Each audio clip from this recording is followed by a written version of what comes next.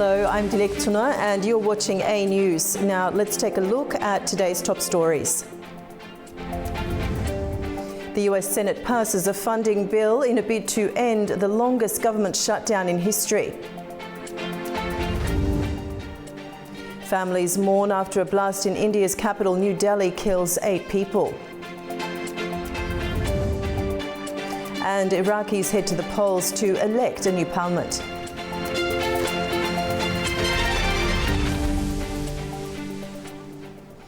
Good afternoon. A deal aimed at ending the US government shutdown has passed the Senate, paving the way for the record-breaking 41-day deadlock to be broken. Late Monday night, senators approved a key funding bill. This will now move over to the House and President Trump to finalise the agreement. Here's the latest. The US Senate has approved the funding deal that will end the longest government shutdown in US history. The 60-40 vote passed with the support of nearly all of the chamber's Republicans and 8 Democrats late on Monday. The compromise funding package comes after the Democrats unsuccessfully sought to tie government funding to health subsidies that are due to expire at the end of the year. However, the agreement sets up a December vote on those subsidies, but it doesn't guarantee they will continue.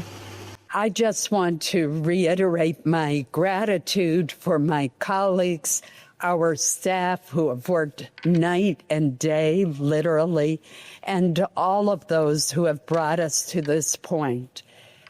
We are going to reopen government. We're going to ensure that federal employees, whether they were furloughed or laid off or forced to work without pay, will now receive compensation that they've earned and deserve. The deal now heads to the House of Representatives, where lawmakers are expected to vote on Wednesday. If passed, it will go to the White House for President Donald Trump's signature, marking the final step toward reopening the federal government. Despite weeks of political tension, Trump called the agreement to end the shutdown very good. He also said his administration aims to shift healthcare funding directly to citizens instead of insurance companies. We're not going to be giving $1.5 trillion to people that came in from jails and from, the gangs and drug dealers and all of these others that they wanted to be given health care, which would have hurt our health care system.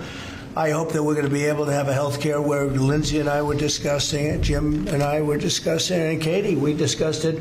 We want a health care system where we pay the money to the people instead of the insurance companies. And I tell you, we're going to be working on that very hard over the next short period of time, where the people get the money. We're talking about trillions and trillions of dollars where the people get the money. If the House approves the deal when the President signs it, the US government could be fully reopened within days.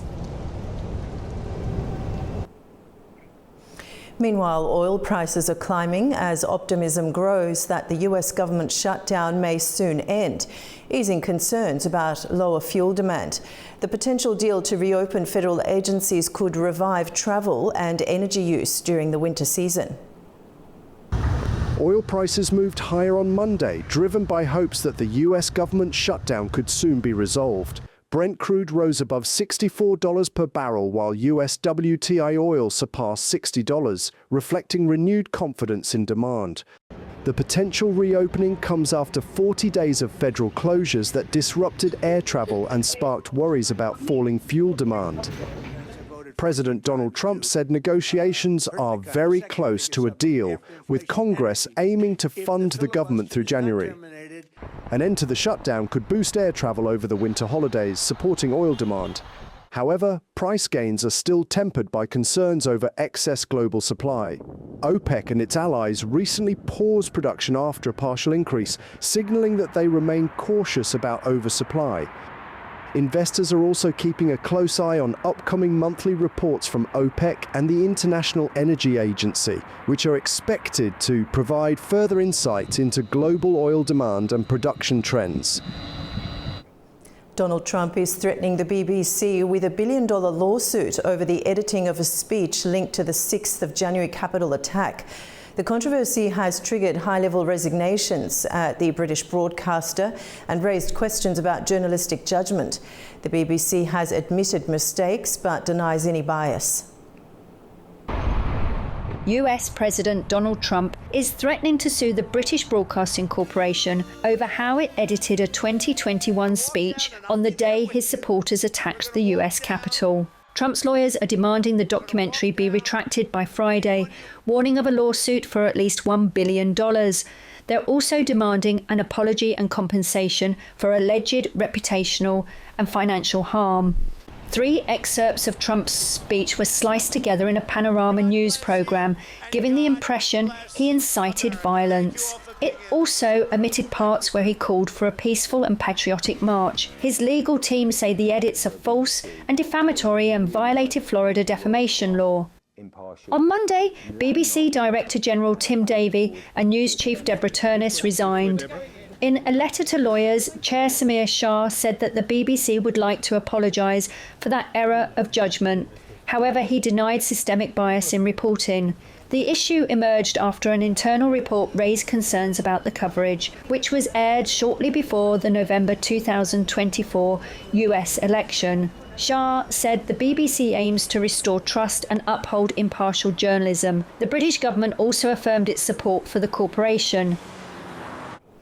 Ukraine's Anti-Corruption Bureau has opened a sweeping investigation into alleged kickbacks in the country's energy sector, implicating senior officials at the state nuclear power company Energoatom. President Zelensky and his energy minister say transparency and accountability are vital as the scandal unfolds. Ukraine's Anti-Corruption Bureau says it has uncovered what it calls a high-level criminal organization operating inside the country's energy and defense sectors. Senior Detective Alexander Abakumov said investigators had gathered substantial evidence. As a result of the work carried out, thousands of hours of audio recordings were obtained, which are evidence of the activities of a high-level criminal organization operating in the energy and defense sectors. Among the currently identified members of the criminal organization are a former advisor to the Minister of Energy, the Executive Director for Physical Protection and Security of the joint stock company Energoatom, a well-known businessman, and 4 individuals working in back offices. He said the group's main goal was to profit illegally from contracts with Ukraine's state-run nuclear operator. The main task of the criminal organization was to obtain illegal benefits from contractors of Energoatom. Construction continues at the Khmelnytsky nuclear power plant, one of several facilities managed by Energoatom, which supplies most of Ukraine's electricity. In Kyiv, Energy Minister Svitlana Hrinchuk said the investigation must be conducted openly and fairly. I hope that the objectivity and openness of the investigation will not affect, but will only reassure our international partners that we are open to any actions that are taking place. President Volodymyr Zelensky also addressed the issue, calling the case a crucial test of Ukraine's fight against corruption during wartime. Any effective action against corruption is very necessary. The inevitability of punishment is necessary. Energoatom provides Ukraine with the largest share of energy generation now. Cleanliness in the company is a priority. In energy, in every industry, everyone who built the schemes must receive a clear procedural answer. There must be sentences. Zelensky urged government officials and law enforcement agencies to work closely with anti-corruption investigators to ensure accountability.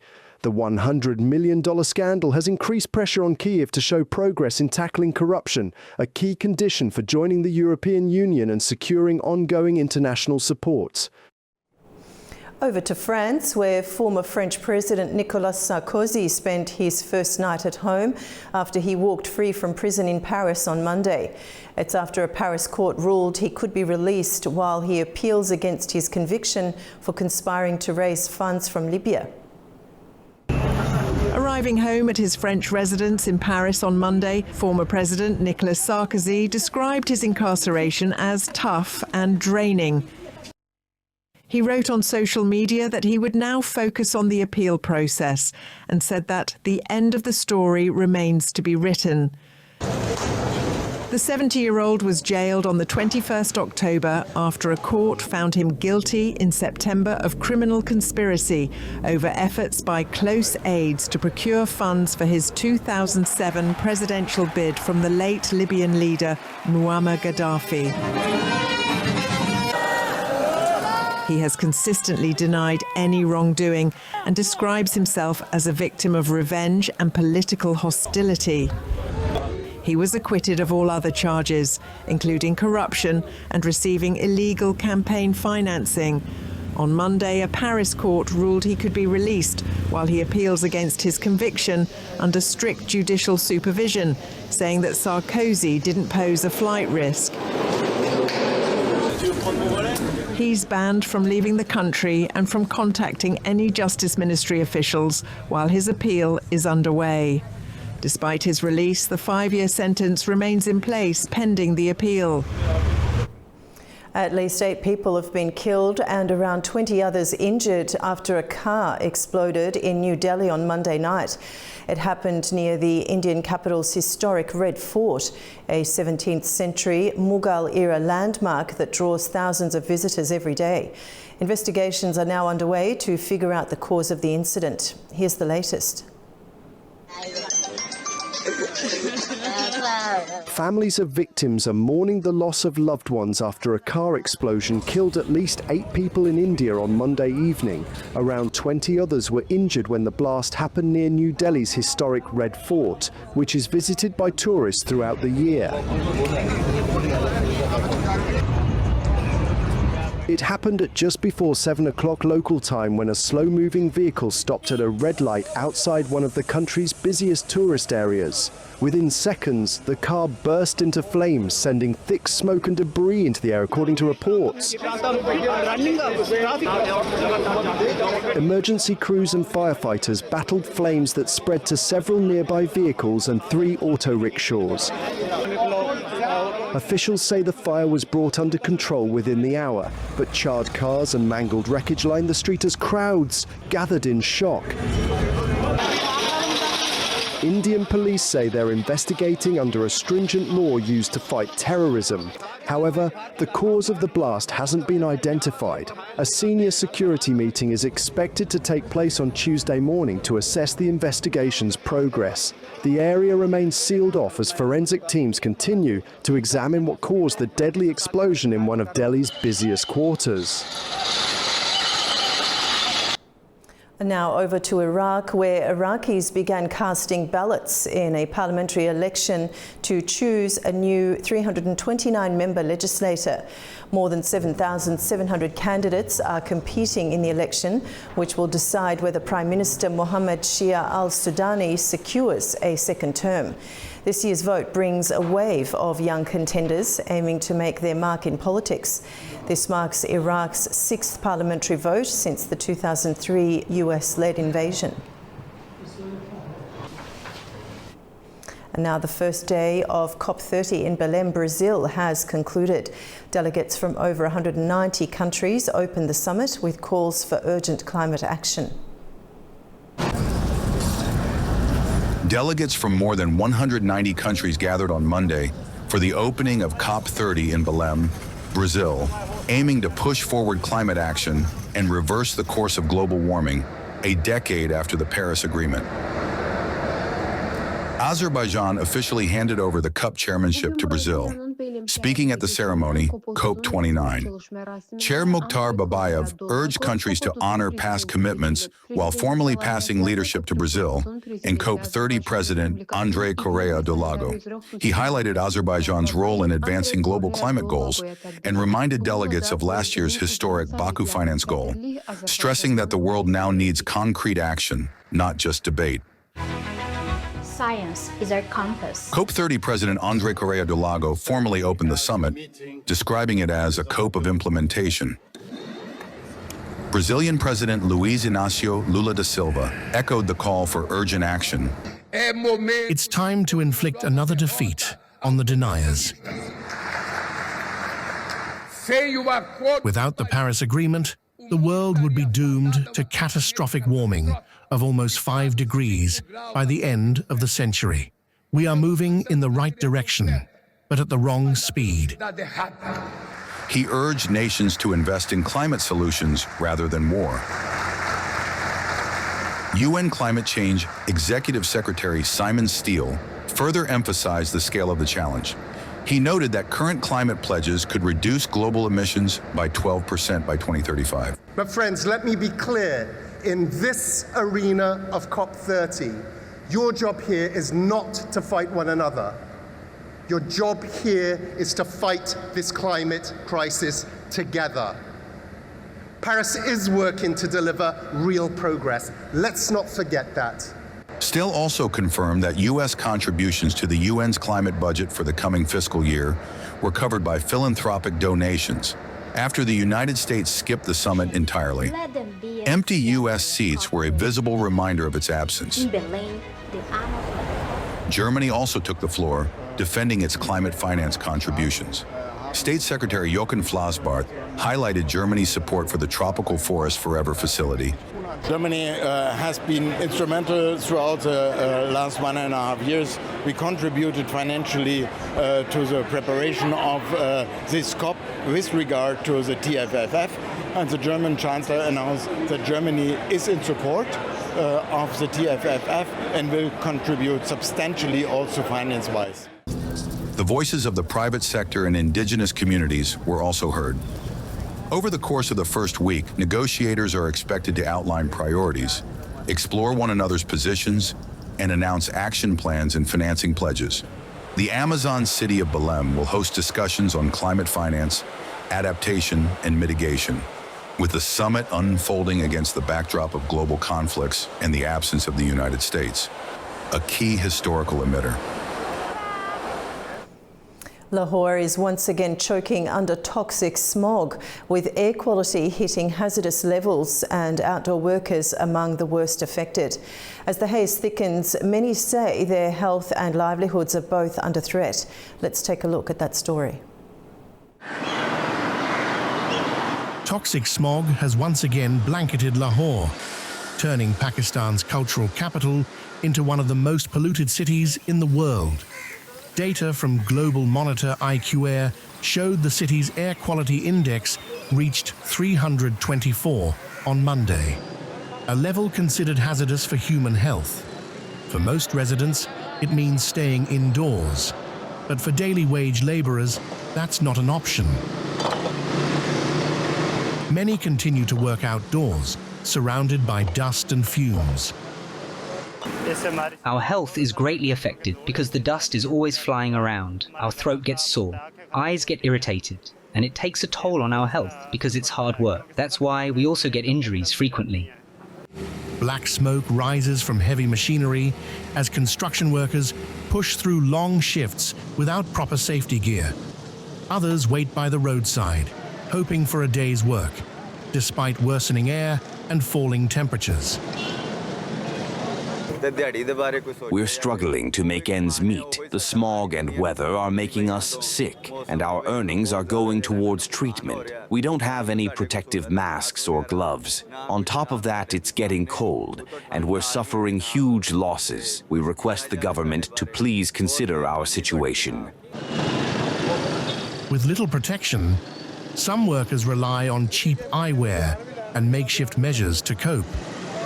The basic point is this. Look, we've put on these glasses that cost 100 rupees. We can't afford good quality glasses. If something goes wrong, if we get sick, who will we tell? Will anyone give us medicine? No one will give it to us. As the haze deepens, Lahore's skyline fades behind a curtain of smoke and dust, a familiar winter scene in Punjab province, where vehicle emissions, crop burning, and construction dust trap millions in a cycle of polluted air and poor health. Stay with us for more world news after a short break.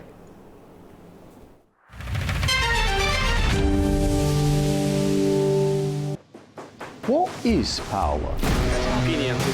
Has leadership truly evolved, or are the old rules of geopolitics still pulling the strings behind the scenes? Who is really powerful? And what makes people feel powerless?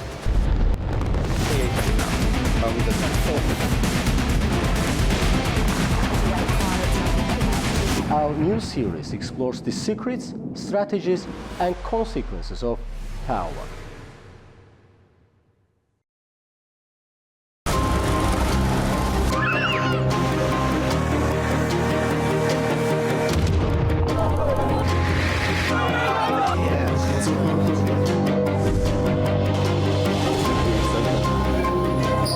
Well, hello and welcome to Primetime. What a show we've got lined up for you.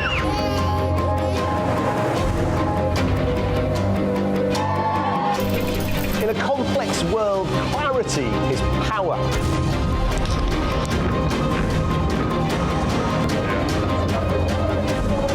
Two hours live, diplomacy dissected in a spin-free environment.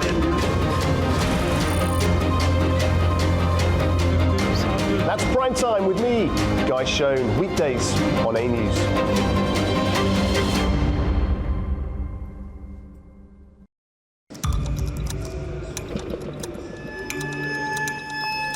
Inside Politics delves deeply into the heart of global issues shaping our world today.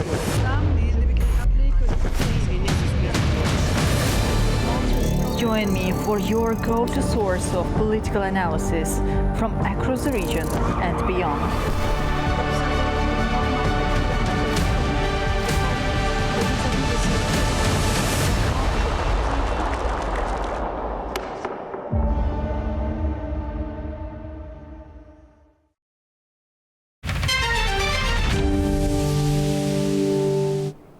Welcome back to A News. Now let's take a closer look at the key stories shaping the region.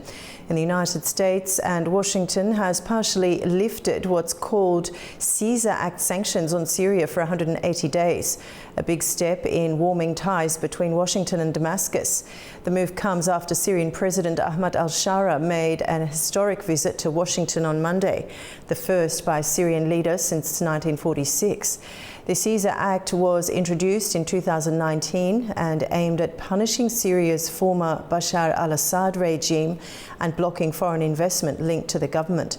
Under the new arrangement, most sanctions are on hold, except for deals involving Russia or Iran, while restrictions on Assad and his close allies remain. Ubay Shabanda brings us more on the landmark White House visit. It was the first ever visit by a Syrian president to the White House on Monday, where President Trump met with Syria's new leader, Ahmad al-Shara. It was a meeting that was closed to the press, but according to reports, the two leaders discussed a number of topics, including counter-terror cooperation. Washington reportedly wants Syria to join the anti-ISIS coalition. Reports also suggest that President Trump and Ahmad al-Shara discussed the need for the protection of religious and ethnic minorities in Syria. The Syrians are keen in getting all sanctions, including the congressional Caesar Act sanctions, repealed.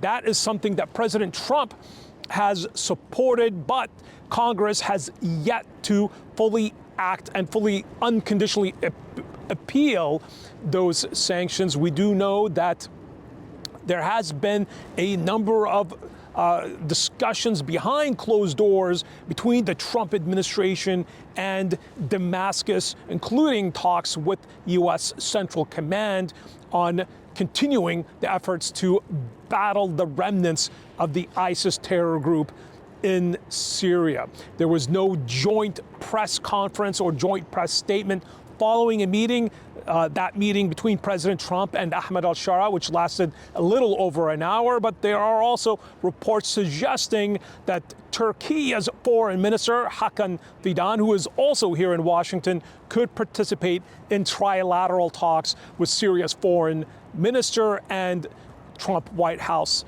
officials. So a historic meeting in the White House, the first ever instance in which a Syrian leader met with the American president, an indication that the Trump administration is supporting a new government in Damascus that took power a little over a year ago, where officials in Damascus want to establish new ties with the West and with the United States. The United States military still maintains a presence in the eastern part of Syria. President Trump's special envoy to Syria, Thomas Barak, is a close confidant of the president. He was also present in that meeting in the Oval Office with Ahmed al-Shara. So a number of important meetings here in the White House that suggest that the Trump administration wants to give Syria a new chance, as Treasury Secretary Scott Bessent called it, where we've also seen the Trump administration remove the special designation of Ahmed al-Shara and his Minister of Defense, their removal from the terror sponsor list, which also suggests that Washington is seeking cooperation with the new Syrian administration to ensure that ISIS is no longer able to establish a foothold on Syrian territory. 10 years ago, ISIS controlled nearly 30% of Syria and was able to launch international terror attacks from their home base in Syria. Now, with the regime of Bashar al-Assad collapsed, and with Ahmed al-Shara and his new government in Damascus trying to establish economic ties and help bring about the reconstruction and renewal of Syria following decades of war and destruction, a meeting here in Washington that could perhaps open up a new chapter for the new Syria. I'm Ubi Shibander, A News, Washington. A fragile ceasefire between Afghanistan and Pakistan is holding for now, and this week Turkey has sent a high-level delegation to Islamabad in a bid to mediate and help strengthen the agreement. But economic pressure is mounting on traders on both sides as the main border crossings have been closed for nearly a month. Our correspondent Tamim Bahis reports from Kabul. Nearly a month after cross-border trade came to a standstill, the economic toll is mounting. Thousands of trucks are stranded on both sides of the border, many carrying perishable goods, as all 5 crossings remain shut. Before the shutdown, around 2,000 trucks crossed these points every day. Now that figure has dropped to 0. The Afghanistan-Pakistan Joint Chamber of Commerce says between 7,000 and 8,000 shipping containers are stuck, some still waiting at Karachi port, their owner now paying steep storage fees. The closures have rippled through both economies. In Afghanistan, the World Food Programme reports prices of key staples have surged, even as the Afghani currency strengthens against the US dollar. In Pakistan, shortages of Afghan exports, especially fruits and vegetables, have pushed prices higher, straining consumers already facing inflation. The Afghan Chamber of Commerce estimate both countries are losing around $200 million a month in hutted trade. Afghanistan, which relies heavily on Pakistan for access to export markets, is particularly vulnerable, especially for perishable agricultural goods. The closure follows weeks of border skirmishes and failed diplomatic efforts, including recent talks in Istanbul that ended without progress. While the guns have fallen silent for now, the borders remain sealed, and the economic fallout deepens by the day. Tamim Bahis in Kabul, A News. And now Kassym-Jomart Tokayev is on his way to Moscow at the invitation of Russian President Vladimir Putin. But ahead of the trip, the Kazakh president held talks in the capital with Russia's first deputy prime minister, focusing on trade, investment and key infrastructure projects. Our correspondent Fariza Kalimurzina has the details.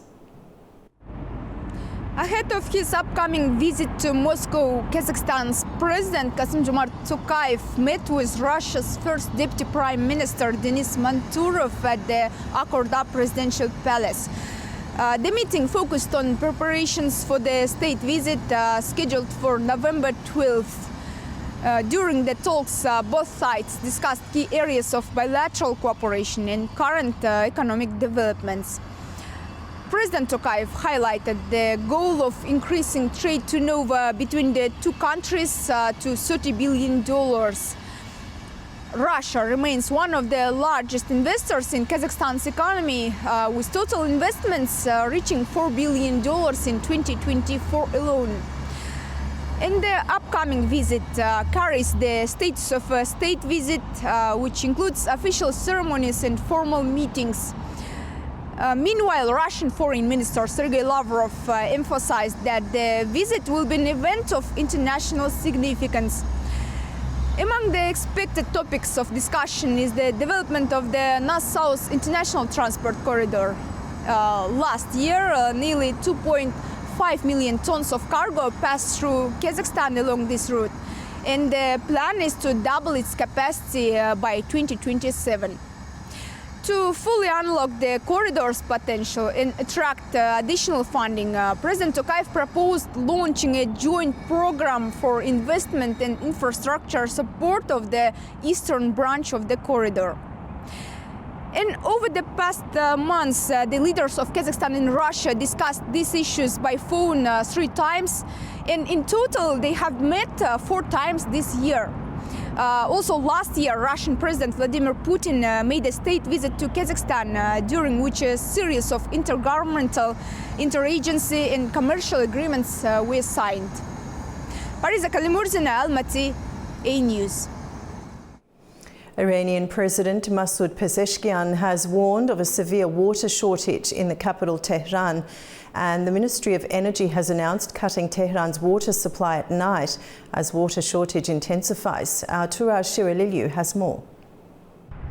Iran's Ministry of Energy has started cutting the capital's water distribution at night in sections of Tehran's districts for 5 hours since midnight, after President Masoud Pezeshkian warned last week of worsening shortage across the country. The decision aims at preserving the dwindling reserves while the Iranian capital of estimated 10 million population is facing its severest water shortage in decades.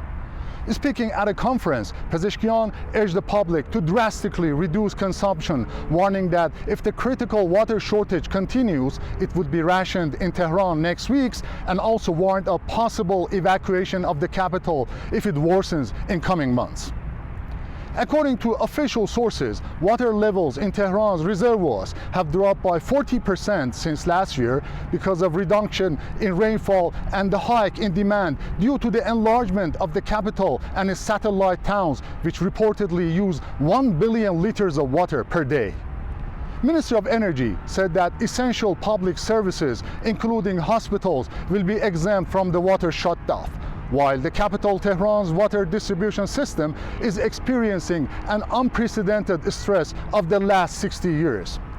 President Pezeshkian also said that water shortage is a national issue and called for long-term plans to invest in wastewater recycling and desalination. Ministry of Energy has launched water-saving campaign, educating the public to fix leaks and stop watering gardens to reduce usage for at least 2 months. With an exception of northern provinces bordering the Caspian Sea, Iran's predominantly dry geography has contributed to the depletion of water reserves.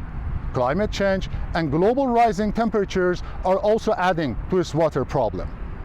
Turaj Shiraliliu, Tehran, A News. In Azerbaijan, a new international journalism training program has begun in Baku, bringing together journalists to explore the latest trends in television and live journalism. Organised in collaboration with Euronews Academy and the Media Development Agency, the course aims to strengthen professional skills and promote innovative approaches to live reporting. Gaining expertise in journalism and acquiring new skills. That's the main aim of the next stage of the Euronews Academy International Training Programme in Azerbaijan. Launched on Tuesday in Baku at the State University Media Development Agency, the 4-day classes will focus on television news production, TV reporting and live broadcasting, under the theme of TV and live journalism. Participants are exploring new approaches in training sessions aimed at enhancing live broadcasting and reporting skills in television journalism. The program provides journalists with an opportunity to gain professional experience. At the opening, the executive director of Euronews in Baku, Fernando Suarez, said that live journalism is a fresh media approach that focuses on direct audience engagement, participation and transparency. He added that the training helps journalists present live events accurately while keeping emotional impact. Suarez stressed that the initiative aims to build trust and maintain public interest in the media. The head of Euronews in Kazakhstan hopes he can share some ideas he's learnt from working in Astana. It will help them systematize it in their heads, to just better be able to explain why they're doing it this way. I'm sure that practicing journalists are already doing some of the things that I'm teaching today. I will learn something from them because each country has some specifics in journalism, and the more specifics that I know, the more creative ideas I get. So I hope that this will be a kind of an exchange rather than just me delivering a lesson. Programs like this, organised through international cooperation, help young journalists develop, bring national TV content in line with global standards, and support the media's long-term growth. We'll take a short break now, and right after we will discuss Kazakhstan President Kassym-Jomart Tokayev's Moscow visit at the invitation of Russian President Vladimir Putin.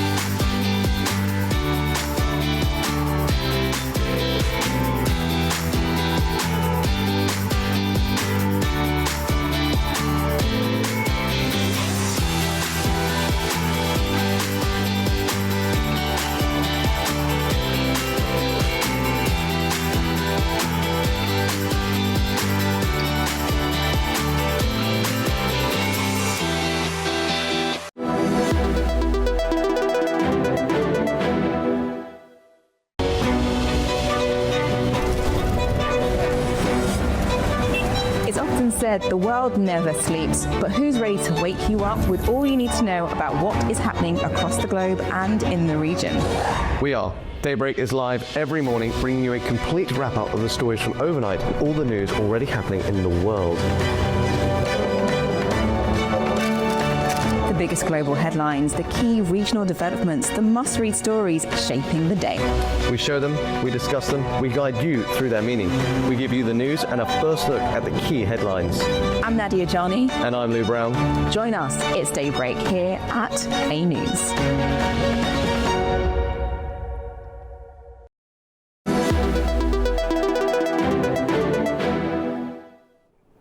Welcome back to A News.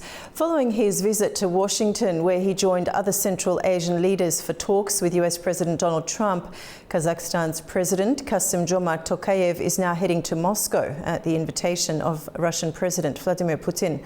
The Kremlin says the two leaders will discuss what it calls their strategic partnership and allied relationship, a meeting seen as another balancing act for Kazakhstan as it navigates ties between Russia, the United States and China. Joining me to unpack is Kuat Dombay, Director of the Institute for Central Asian Studies from Almaty. Mr. Dombay, welcome to the program. Hello to everybody. Thank you for inviting. Now let's begin with the timing here. Tokayev moving directly from Washington to Moscow. What does that sequence signal about Kazakhstan's foreign policy strategy?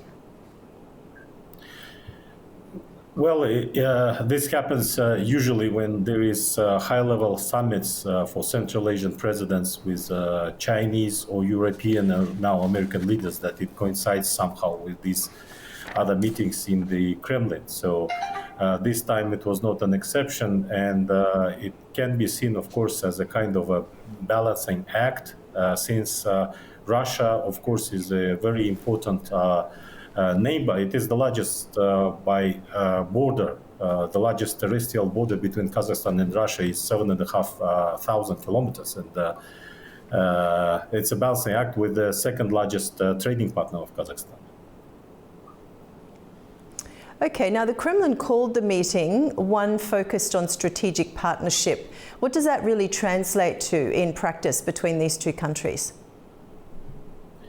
Well, I would say this is more of a declarative action, because it is not in the form of some agreements between the governments or somehow. So it's mostly this declaration of our neighboring relations, which is also calling as an alliance between Kazakhstan and Russia.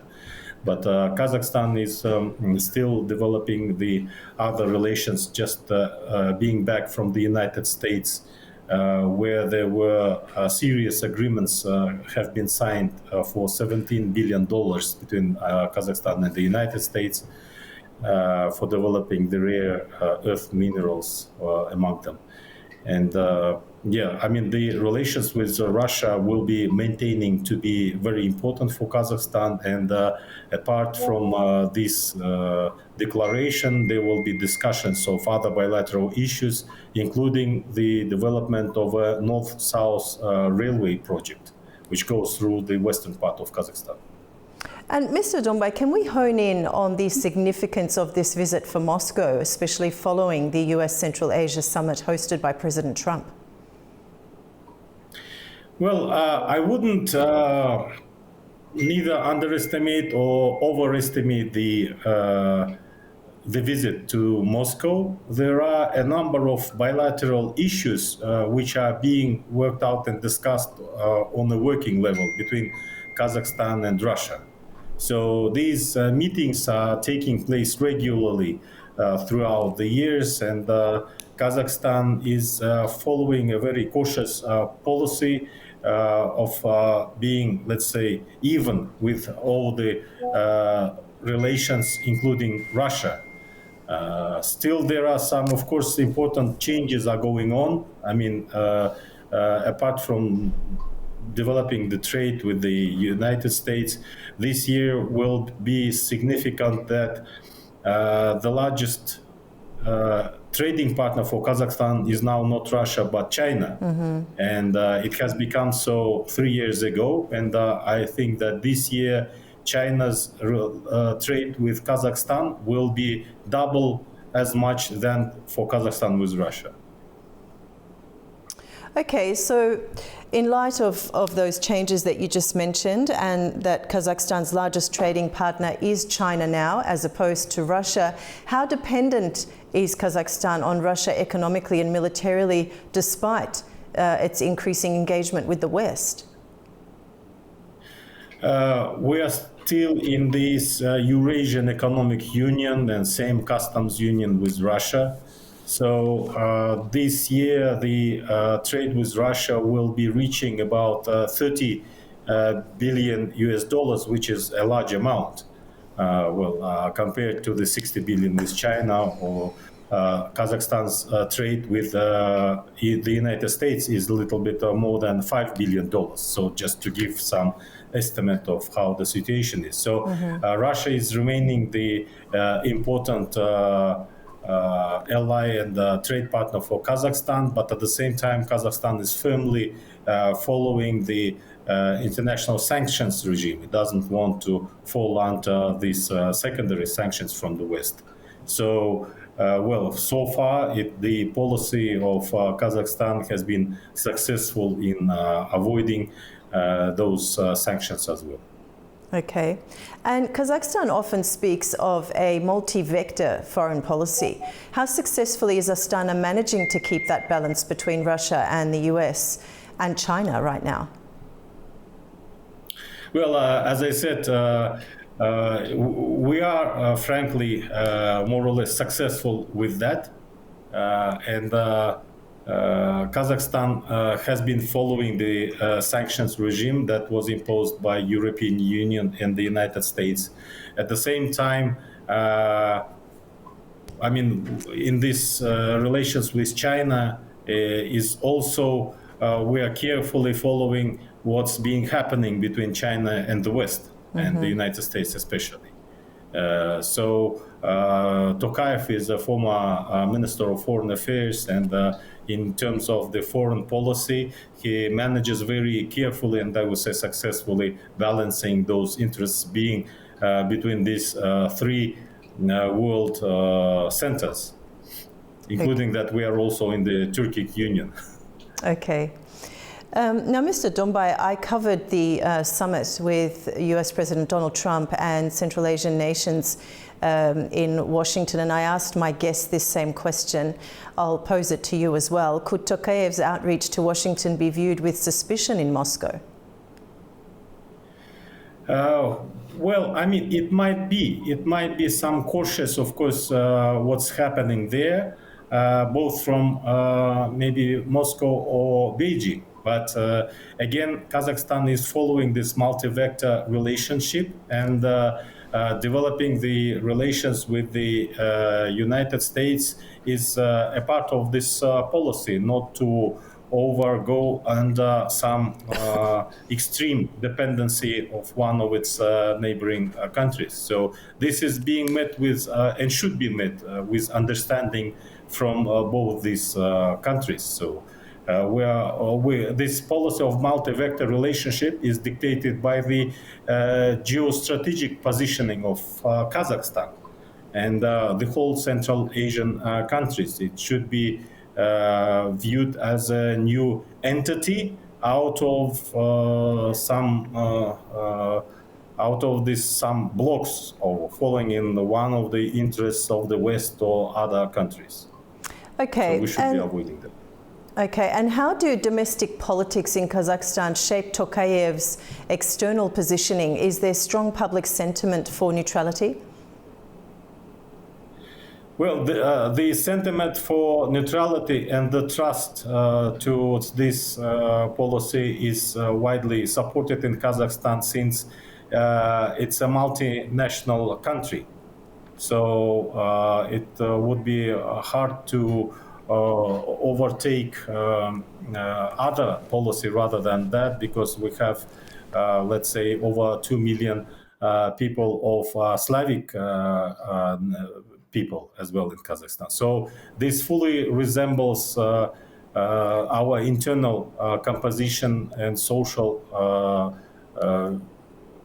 texture of Kazakhstan. So that's pretty logical and widely supported policy for the moment. And Mr. Dombay, are we seeing signs of a subtle geopolitical realignment in Central Asia, or is this simply pragmatic diplomacy? What's your analysis there?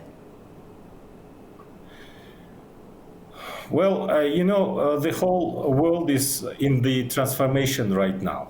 It's a little bit following out of the stability with this Trump's pragmatic approach to foreign policy, and there is a lack of certain stability and predictability in the foreign relations generally.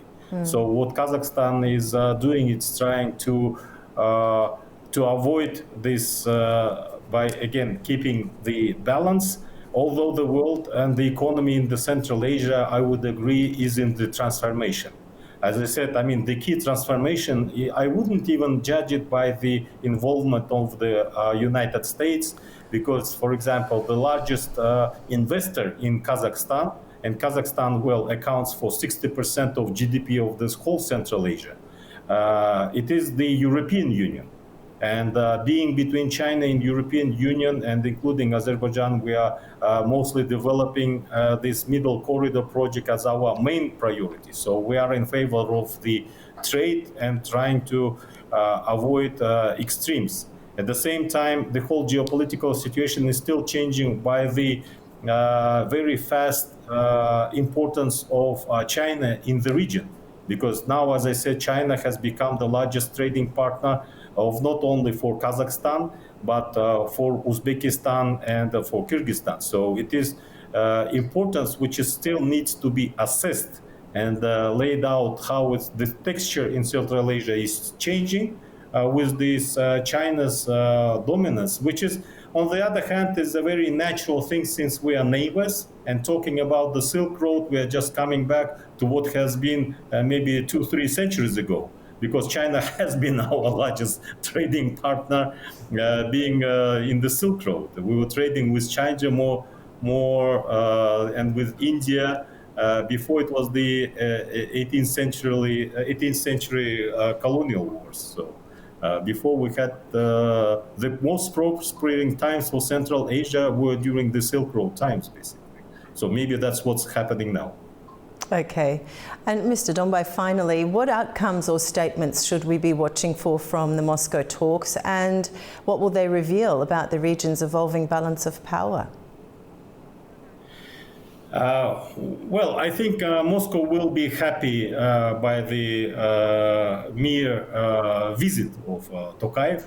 There are a number of bilateral issues which are being discussed on the working level between the presidents of two countries, and that happens every year several times. So that's just another visit. Out of this, despite this declaration of that's being agreed during this visit, mostly I wouldn't be giving too much importance on that, since there will not be any strategic shifts between Kazakhstan and Russia.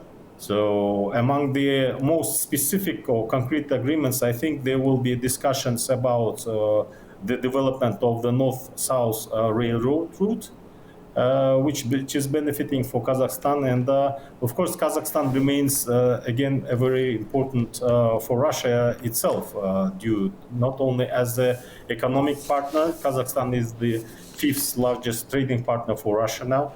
And also, there is a number of big investments and companies in Kazakhstan. Although, by the way, the number of Russian companies is decreasing in number for the last 2 years. There is also this kind of tendency going on. Okay, Mr. Dombay, it's a pleasure talking to you. Thank you so much for joining us, and thanks for your insight. Thank you very much for having me. Goodbye. You're up to date with world news for the hour. Stay tuned to A News for more updates.